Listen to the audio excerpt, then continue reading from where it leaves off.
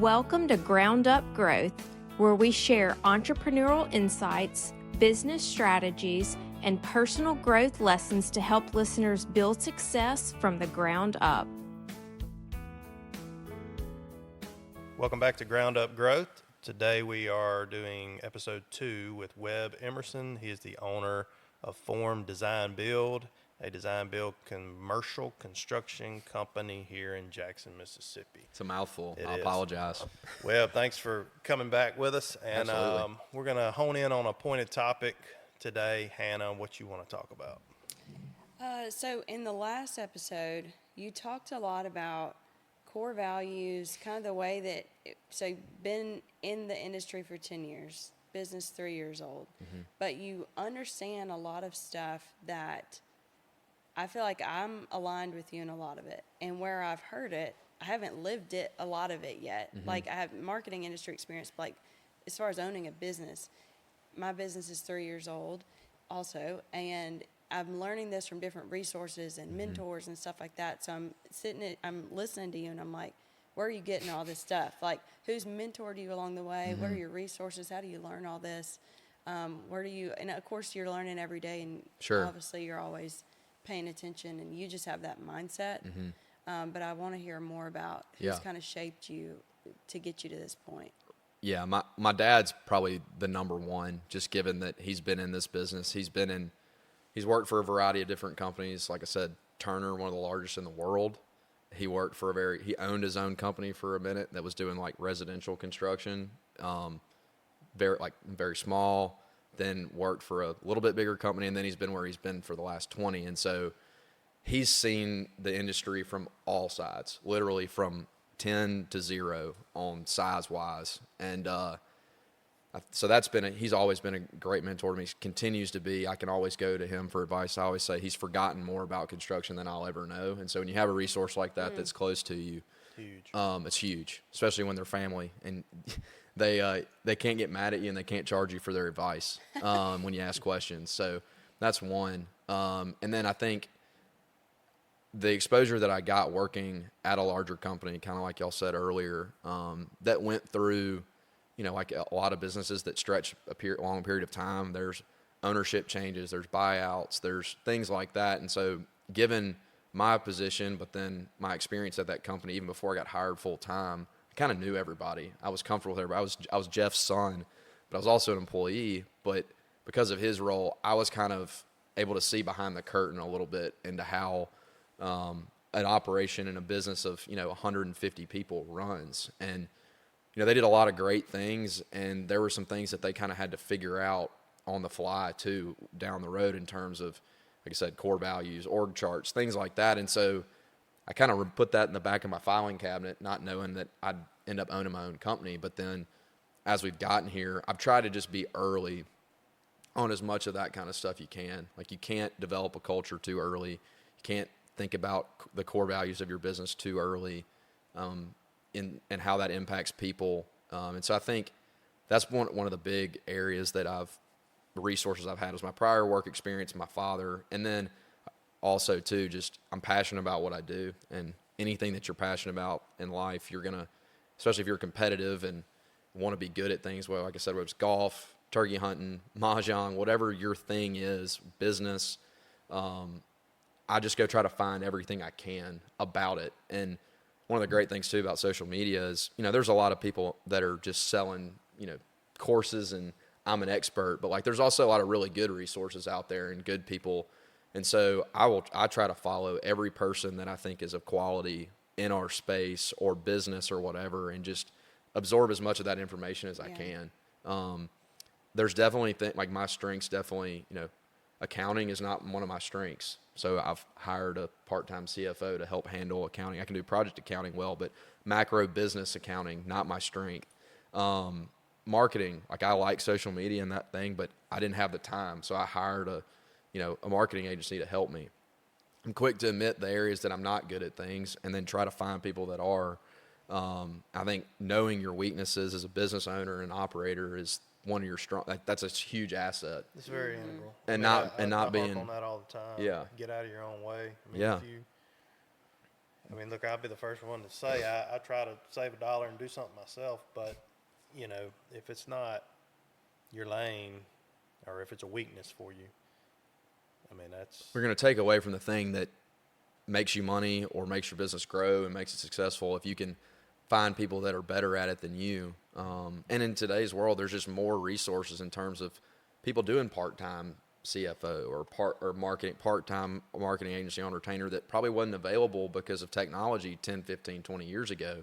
And so for a business starting out, you know, everybody thinks, I got to go hire that person. Well, it's hard to go find the right person. That also costs a lot more money and, you know, insurance and overhead and truck and fuel and to hire that person, where if now there's resources at our grasp where, I can go hire that agency to work on a retainer, and it's going to save me a lot of money. And they're focused on that one thing instead of trying to bring it all in-house. And so staying lean has been a big thing for us too. You know, people think commercial construction company and they drive by, you know, Parkway Church that we're building over here. It's a 40,000 square foot, $15 million building. And they think, golly, they must have 50 people working for them. It's like, no, we have 5. One's in Oxford. One of them's me. Have a superintendent, assistant superintendent on that site, and a project manager that's over that project. And so they're like, well, how are y'all doing all this? And, you know, running a business and managing it's, well, using the tools that are available in the market now, and willing to admit that, like, I don't need to hire that person right now. There will come a time where I do need to hire a full-time CFO, but you don't need to do that just because whether it's ego or you think that makes my business look bigger or better or whatever. It could actually be the biggest thing that hurts you because you're spending money that you don't need to. Yes. That kind of goes in that column of delayed gratification in a way, which I'm a huge fan of. I like that. I mean, staying lean and mean. I think that's been a common theme too with some of your guests. Like listening to the Odopro interview the other day. I forget her name right now, but Grace. she talked a lot about that, of staying. She had opportunities to sell or sell all these different products and try to do more and more and more, but she worried that would sacrifice the true quality and service of her business. And so that resonated really well with me. I think that's just be who you are and do what you do, and don't try to do things that you're not good at, and and there's plenty of people that are talented in that, and go seek them out. In terms of just resources too, I think my degree helped me a lot. I mean, a lot of people go, okay, college, you learn some things and not all of it's applicable. There was a lot of stuff that wasn't, but we had to do we did more projects, and standing up in front of a class and speaking is our project, and presenting an estimate to 4 people that are in the construction industry and having to back up what you did in front of them at 18, 19 years old when you don't know anything. I think that's helped a ton now, being able to walk into a presentation when you're the youngest guy in the room pitching a project. It's like, well, I've been doing that since I was 18. So I think that helped a lot in my degree. I learned things about construction too, but unfortunately or fortunately in our business, a lot of it is just learned by doing, which I like. That's the best way to learn. That's most industries too. Yeah. I mean, but ours is just, it's a little bit more challenging because you've got to get to a job site. That's that size and has those components. Everyone's different.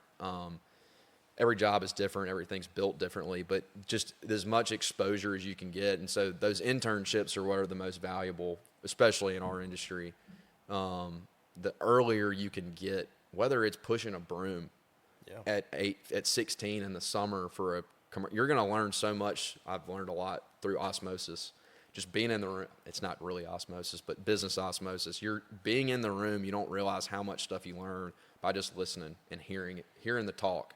That's what I tell our agents all the time, because it's like, it's very ironic that the agents that come in our office, if you just come in and sit down and stuff happens. I don't care if you've got any work to do or not, being marinated in that office somehow breeds success. Yep. It's amazing. And you cannot put your thumb on it. But like I have seen it time and time again with our company. It's, if you're not involved, if you're not plugged in, you're swimming upstream, in my opinion. And being exposed just in those conversations in any industry, I would imagine, it's going to affect you. You're going to absorb it, whether you can realize it or not. And you learn how to talk the talk too.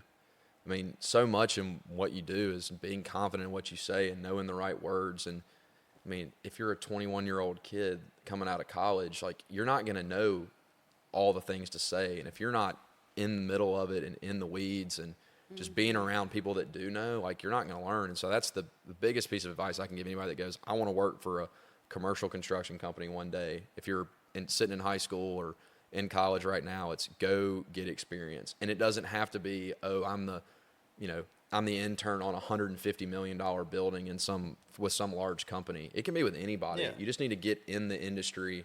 And be vulnerable. Yes. And be willing to learn, ask questions. Be willing to work 12 hours a day if you have to. Yes. I mean, that's... And it'll pay off, because then when you do come out, you're going to separate yourself. You're not going to realize how much you've learned until you get in that position, and you're going to go, oh man, I remember I heard that in my internship, or I've seen this before. And so it's just all about getting that experience. And there's so much opportunity for that, especially in today's world where people don't want to go and do a job in person and go do something that can be physically demanding or time demanding. Like, if you are willing to do that, like, you're going to set yourself apart. I think COVID was obviously terrible for a lot of reasons, but our industry didn't stop. We did not work from home. Like, even if we were in the office, like, how can we work from home and have everybody out in the field still building a building? Like, that's just not right. And so, some people were able to do, people were like, oh, I can work from home now. It's like, I'm very much the opposite of that. It's like, we can't do what we do without being there. And another byproduct of that is being in the office together, being able to collaborate, work together. Right. Yeah, you don't get that. You can't do what we do from your house on a Zoom call. That's right. And that proves the whole point of being marinated, sitting in the office. Yep. I mean, COVID proved that. Yes. A lot of companies saw their production go down, and just the inefficiency of not being together. Face-to-face communication. Yeah. I mean, that's just such an elementary or kind of minute thing when you just kind of think about it, but there's some serious value there. Mm-hmm. I mean, that can be applied in so many ways. I mean, I think about just like our preacher at church was talking about, bringing your young kids in there to be in the service. And like my 4-year-old daughter, like, sitting in the service, she's not going to understand what he's saying at all. But somehow, some way, being marinated there, sitting in it, something comes out of it. It's going to be ingrained in her. And so then when she is old enough to realize, she's like, well, I've always been sitting in church. Yeah, exactly. You realize that you may not understand it at the time, but it's going to show up down the road, and it being in it is going to make a difference for sure. No doubt. That application can be applied anywhere. Oh, yeah. Mm-hmm. That's good stuff. I like that. Yeah. I'm going to have a mandatory agent meeting at the office today. Oh, We do. boy. We have a Monday morning, and we're not all in person because obviously we're on job sites and everything. Right. But we have a 45-minute Monday morning team meeting, and we just kind of go overview what's everybody doing. I think it's important too, because you can get so siloed. I'm sure you experience this with agents are all basically independent contractors that work for you. They wear your brand and they work for you, but they all operate kind of their own separate business. Mm-hmm. And ours isn't that extreme, but like, everybody's on different projects. We have a team member in Oxford, so forcing those times of like, hey, it's not just about telling y'all what I need y'all to do. It's more about, hey, they see what other people are doing. That's right. And go, oh, I understand what he's working on, or I see the stage of this project, or hey, I have an issue. Can we crowdsource this thing and try to find a solution? And we can't always do it in person, but round table, man, 5 heads is a lot better than 1 or 2 in a silo. And so having those, we have those, and then on our projects, we have internal, weekly meetings. We go, all right, we're going to that job site. We're going to sit down. We're going to run through what's going on, plan for the next week, and forcing that is really big, and I commend you for doing that, because in a world of, you could easily sit there and say, text, hey, we got 5 jobs going, y'all go to your job, we don't have time, it's costing us money. It's very parallel to my business and situation, because it's like, for instance, today after the podcast, we have our quarterly agent meeting. So I'll get all the agents in one room. Okay, what happens when you get everybody in one room? That means nobody's selling real estate. Sure. So it's like by default, it's easy to sit there and say, well, that's not productive. Yeah, the We shouldn't be KPI doing tells that. you that you shouldn't do it, but Right. But there is something to say about everybody sticking their hand in the huddle and you know. Yeah. well, I think it helped just everybody understanding what other people are going through on their job, but also it allows for that 5 minutes before the meeting where people can ask about each other's kids. How's your wife doing? Hey, y'all just had a baby. Y'all are going out of town. You get some of that non-work talk as a team on the beginning, and then you get a little bit of it at the end too. Yeah. And I think we can't all go to a, Mississippi State game every day and hang out outside of the office. But like I said in the previous episode, we spend most of our waking hours together, at work. And so I think that bringing people together handles business in the middle. But on that outside, it allows you to have a little bit of that personal people relationship with people outside of work and keeping up with what they're doing. If you don't have those meetings, you don't get any of that. If it's like, hey, just go do your job. Morale up Yeah. with the company. If it's just call me if you need something, go do your project. Well, then it's just very transactional. Yes. And there's also, you can go off the other end and have what people have a meeting every day. Like we have some projects where they want to require a monthly meeting, or not a monthly meeting, a weekly meeting for a project. Well, then you get in a pattern where all you're doing is prepping for the meeting. And then you get out of the meeting, you got a to-do list, but then you got to turn around and plan for the meeting the next week. You're exactly right. So there's a fine balance there of like being efficient with that time, but not going overboard with it, and not just then you look up and go, well, how do we build anything? Because all we're doing is meeting about the meeting. Yeah, that's right. Right. Meetings So about a meeting, and that there's a balance there. But I think it's important. Yeah, that's so true. I've seen that. We got an office in January, and it's been great. Just from having our team together, and then we'll be on calls, and it's like me and Riley, but Natalie hears something that's relevant for her in that conversation, and then she can ask us after. For sure. It's been so beneficial. And even I've been thinking a lot about our relationship with our clients. And we have fantastic relationships with our clients, and it's like my favorite part of the business. From a business development standpoint, one thing, just to be really vulnerable, in the past 2 months, I guess, it's just been crazy. Like whether it's we're meeting with our current clients, I feel like I don't have a second of the day. And there was 1 week where I had 5 or 6 people call me, and I needed to send them a proposal after. And I was like, I try to do it very timely, like have a brief conversation with them, get them something so they have time to stew on it. And I was like, the easiest thing for me to do, I can't get to where they are right now. I can't have a meeting with them. And I like to sit down with people, especially if I'm trying to get their business. That's huge. Yeah. And We can touch I on was that too. Okay, I've got 3 days basically. And I can't meet with them. I'm going to write a proposal and send them a Loom video, record myself. I'm going to walk them through their proposal, send them the link. We'll see how it goes. I don't think I've gotten that business. I have not heard back from these people. And I followed up, but it's what I learned from that is scratch it. Just tell them, hey, I want to get this to you as soon as I can, but I can't meet with you this week. I wish I could, and I'm going to have to move it to next week. But what I learned from that is you got to go sit down with them. Because now they don't even feel like they need to return an email to me. I've been talking about this, if any of my guys listen to this, Webb, you've been talking about this a bunch. But in our business, people just want to see the number so much. Sounds like, y'all have a lot more. Y'all can't just distill your stuff down to a number on a piece of paper as much because of what you do. But if that's what we get distilled down to, is if I send a 5-page proposal to somebody, they're going to flip to the last sheet and look at the bottom line number. Price. Yeah.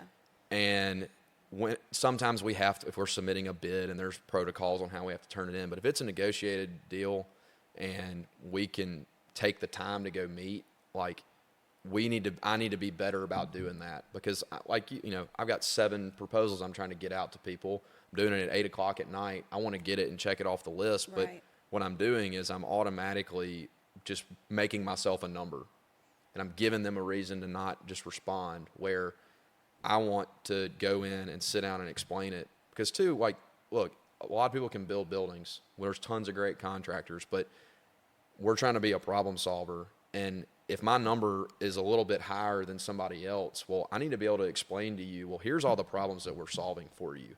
And then they may go, oh, okay, that makes sense. Now I understand why he was $50,000 higher on a $10 million job. And I'm not just going to throw it out because he's not low. Right. And so, but that's something that I have to fight of. I'm trying to do as much as I can in the amount of time that I can. I'm thinking, oh, I'm being timely. I'm getting stuff to them quick. They like that. I'm responsive.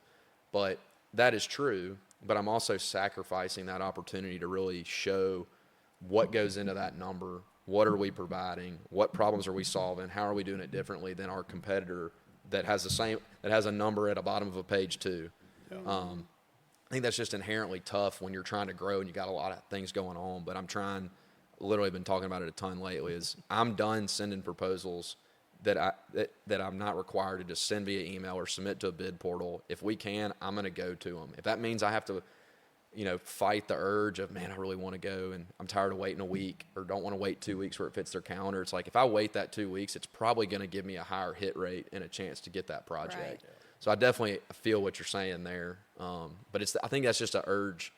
We can do stuff so quick now with tech. I mean, we can we have spreadsheets, templates. We can put all the info in, produce a proposal, looks good, send the email, and oh wait, I sent that at Friday at 3:30. Well, they're not going to look at that till Monday at 9 now, and it's probably going to be buried under 80 other emails. And then now I got to follow up, and now I'm bugging them where I could have just said, hey, I've got availability in the next week or 2 weeks. Like, let's set up a time to meet in person so I can walk you through this. And the projects that we've done that, it goes so much better. And we convert at a higher rate. So it's counterintuitive when you're like, oh, I want to get as many at-bats. I want to throw as many darts out there as I can. And that's going to give me a higher chance to get more work, which is true. Being more intentional. But be more intentional with that. I think over time we'll convert more. Yeah. So 100%. Definitely feel that with you there. That's good stuff. You talked about how we can do things so fast, like with that. How are you using AI in your business? Construction is one of those industries where I like it because I feel like we're kind of insulated from AI a little bit. It's starting to pop up in, again, I don't want to nerd out too much for everybody. They'll be falling asleep in their car. But like, there's a lot of AI software that's starting to be utilized in estimating, where we get a set of plans, we can upload PDFs to a software, and instead of having to go in and we have software that you click to count how many doors or whatever there may be. Like, there's programs now that you put that in and it automatically will recognize certain notes and tags on a set of plans and will kind of produce a takeoff for you. So that's one way. I use it some. We'll get asked on random projects to create very specific documents. Like, we have to provide an affidavit of, non-collusion or whatever. And I don't have that form, and I don't really want to generate one. So I'll use Claude or Chat or something like that to produce a very specific document that then I can put on our letterhead and use. So just little stuff like that would have taken me 30 minutes to make. Yeah. Okay, it took 5. Yeah. So just trying to be efficient there. But at the end of the day, until I see AI or a robot, lay masonry, like you put brick up, or lay asphalt, or pour concrete, or build forms, or hang sheetrock, or frame walls, or run sprinkler pipe. Like, the amount of things in our industry that it takes a person. I've noticed, like, we're trying to take the human element out of so much of what we do. We see it on our side of somebody wants to be able to flip a switch and all the doors in the building lock. It's like, okay, that's great, but this is a public building where you want people to come in. Yeah. How are you going to at the end of the day, we know on the Sunday school wing, they're going to prop the door open during church and everybody's going to walk in. Well, just because you put access control on that doesn't mean you're still going to have to go unprop that door and let it close. So you spend all this money to try to take the human element out. So I think AI it will probably affect construction more on like, on the estimating side, accounting side, probably some safety type stuff. But in terms of building a building, at the end of the day, it still takes 50 to 100 people that are specialized in that particular trade, which that's a whole nother conversation. But I'm so passionate about construction, especially in this area, that, you know, there's labor shortages all across the country. You hear about construction prices going up because there aren't enough people to do the work. But especially in the South, and I think you're seeing a lot of growth in construction in the South because that blue collar lifestyle is still very, like, it's thriving here. People can see that I can go be an electrician or a plumber or hang sheetrock or frame metal studs, and I can make a great living for my family, live in a place that I can afford. My kids can go to school. I can work for good companies for 30 or 40 years and retire. I think that excites me, and that our trades are gonna be strong. And now people are noticing that, and we're putting more resources into developing trades, shops going back into schools more, you know, programs at junior colleges for specific trades are being developed. You know, at Itawamba Community College, they have a very strong construction program that's a 2-year degree, and that gives me a lot of hope. That will kind of buck the AI. Like, if we have a thriving labor force that can see a path to be successful and have a good future and provide for their family, like, more and more people are going to go do that, and that's only going to help sustain our construction industry going forward. I'm not anti-AI. It's just our business is harder for it to integrate into on the actual end product. It will help us be efficient on the office stuff, but in terms of building buildings, you're AI proof for now. For now, we're insulated a little bit. Like, if you'll see those graphs, and it's like what industries are most affected by AI right now, and construction is one of the ones that's like closest to the middle, meaning that it's the least impacted. So I'm good with that. There you go. Well, we really appreciate you coming on, man. You got an incredible story. You got a really good business, and I think you're going to do very, very well. Well, I appreciate that. I could see you like rebuilding like Daytona International Speedway one day or something like that. Hey, and then come back on the podcast and tell us. Yeah, that's one of the things. I tell people we don't build houses and hospitals, but we'll build just about anything else. So, and the hospital part might change down the road if we keep growing. There you go. So, don't rule it out. No. Well, I appreciate y'all. Thank y'all for y'all's time. On. I learned a lot from y'all as well during this, and maybe we can do it again sometime. Yeah. Sounds good. Absolutely. Thank you. Thank you. Awesome.